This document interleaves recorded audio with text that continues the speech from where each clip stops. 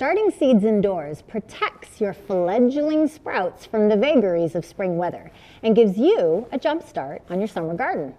But what do you need? And how do you do it? We're finding out with a master gardener today on Across the Fence. Hello, Vermont. Let me just say that stepping out of the 20-degree weather into that balmy greenhouse at UVM was one of the happiest afternoons in my recent memory.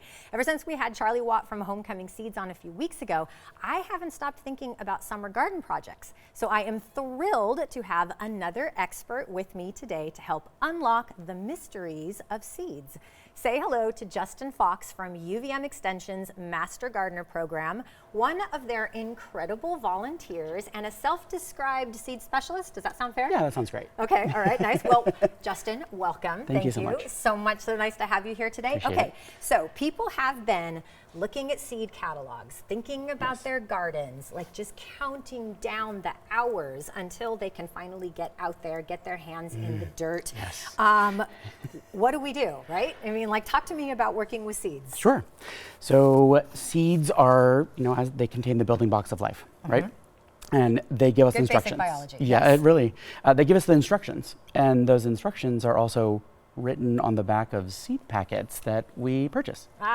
Right? So handy. Yes, look at that. Thank you so much, seed packet people, for having put the instructions right there on the back ideal. of the packet. Okay. It really is ideal. So this is how we know, because some seeds are ground sown, Right. and some Yes. seeds are best started indoors. Correct. How do we know the difference? The seed packet.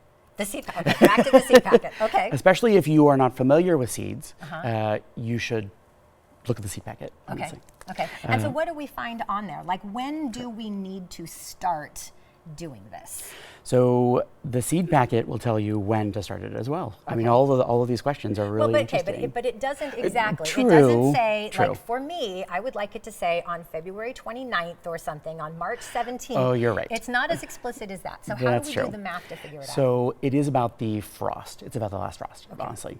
And you'll want to start them about 6 to 8 weeks before that last frost. Okay. And in your area, make sure you're looking at the USDA, the USDA climate zone. Okay. So you're getting this. If you start too soon, risk of seed death. Okay. It's not good. Okay.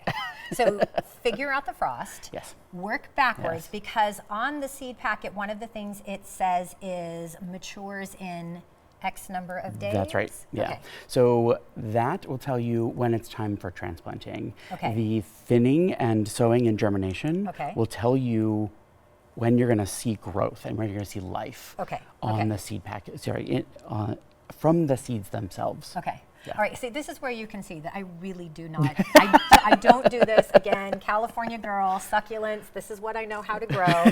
Cactus, I'm your woman, but not necessarily when it comes to planting with seeds. Okay. So when we are ready to, I know you also have, so we have this plastic baggie here, and this is actually an important step because we're going to check the viability. It is. Okay. So seeds do have a quote-unquote expiration date, and they will tell you by not growing.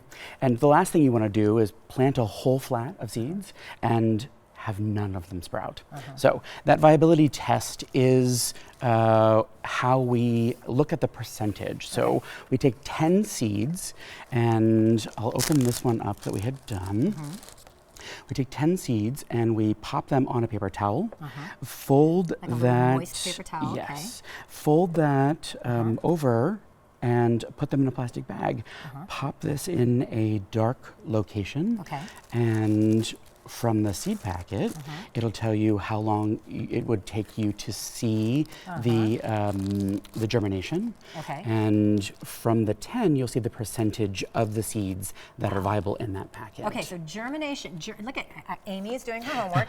Germinates in, these are tomatoes, germinates in 7 to 14 days. Okay, so we would do this, check them in 7 to 14 days, and then I see. So you might see some grossness, right? Because this is what happens with seeds. Yet you do see some little spindles here, and there's some little growth there as well. Okay, so we had 10, and we count to see how many little sprouts we get? How many have germinated? So from what I'm telling here is about 4. About 4, okay, so then 40%. 40%.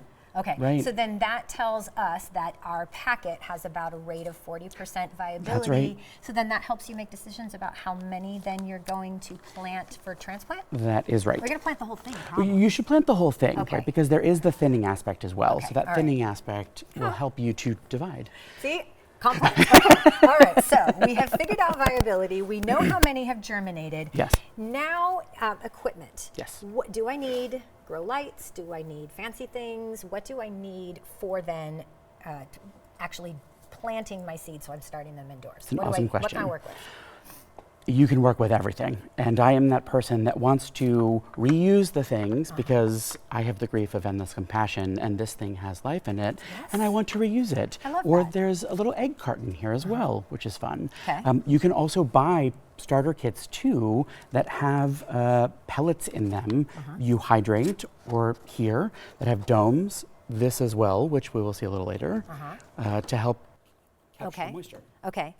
Okay, so we can reset. Now I have a question about the egg cartons. Yes. I've seen on social media. Could you just also then take that and put that right in the ground with the plant? Okay. So indeed, it's not just on social media. No. This is a real thing. So using egg cartons is something that one gets rid of some waste and also is going to give you a little leg up on the transplant. Right, as long as they're not styrofoam. As long as they're not styrofoam. Right. No, of course. Right. Yes. Okay. So Yep. biodegradable So that's great. material. That's right. Okay. Also, All paper right. towel rolls.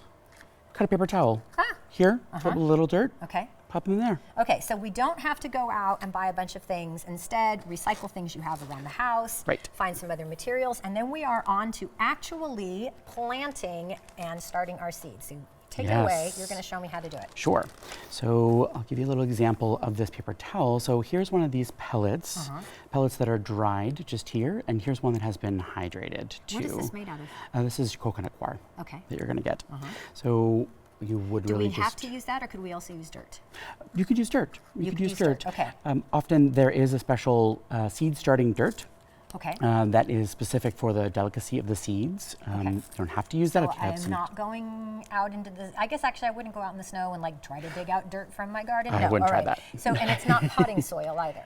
It's not potting soil, although you can use potting soil. Again, if it's accessible to you, go ahead and do it, honestly. Okay. It really is about, can the seed take hold? Can the seed Really? take hold? Yes. Okay, so I can go to my garden center, I can ask some Yes. questions, say that I'm starting seeds indoors, right? And then they can also help direct me towards some of either that coconut coir materials or the appropriate type of potting mix. That's right. Seed mix. Okay. That's correct. Okay, all right. Yep. And then we have, So here's This this little cute one little too. Yes, then we have but this could be our egg carton, okay? Yes, that's right. So Okay. this is just a much larger egg carton that we have. How about that? All right. So we are just going to pop some nice dirt in here. I'll do part of it here. At this time of year, does it feel very good to have your hands Oh, in it the feels dirt? great. The smells, the visceral feeling of this is really what gets me excited about the It's like upcoming the season. promise of the return of spring. It really is. The return of And green. It will return. Vermont, Green Mountain, Yes. right? It Okay. will be green again. So we get some soil. Have some soil Do we in need here. to moisten it at all or no? So I like to start with it a little bit moist. So this is a bit moist. I can feel that in here. And then I would take okay, this. so just, like that sort of damp. Yeah. Not damp. Not overly Not overly wet. wet. You don't Okay. want it sopping because Okay. you do want them to be able to take hold. Okay. And then I would take some. These seeds are, you've seen a tomato seed. Okay, so They we've are got some nice tomato quite seeds. small here, right? And then I would pop these several into little areas. And again, you'd spread this out. Just press them down a little bit here. Okay. And So seed just right on top. right on top. And then- put a little bit of this here. So we don't have to dig it down deep. It doesn't go deep into the Doesn't always have to go deep Okay. in the soil. Okay. Some seeds need that light to actually, and then they need oxygen to germinate. Okay. And if you have a mister, that would be great at this time, because if you Well, the houseplant hero took my mister away Oh, from me. no. But it's okay. So now I know Let's that there find them. is a purpose for a mister. I'm not using it for my winter houseplants. See, I did take that note. Yes, but I remember. use it for this, and I can go ahead and do a little misting and do this, on them? yeah, because Okay. if you had really aggressive, just put a hose on this, you're going to disturb the seed and Right. you're going to disturb the material as Okay. well. Okay. So it would not be good. So I'm going to, the delicate person that I am, I'm just going to mist around. Okay.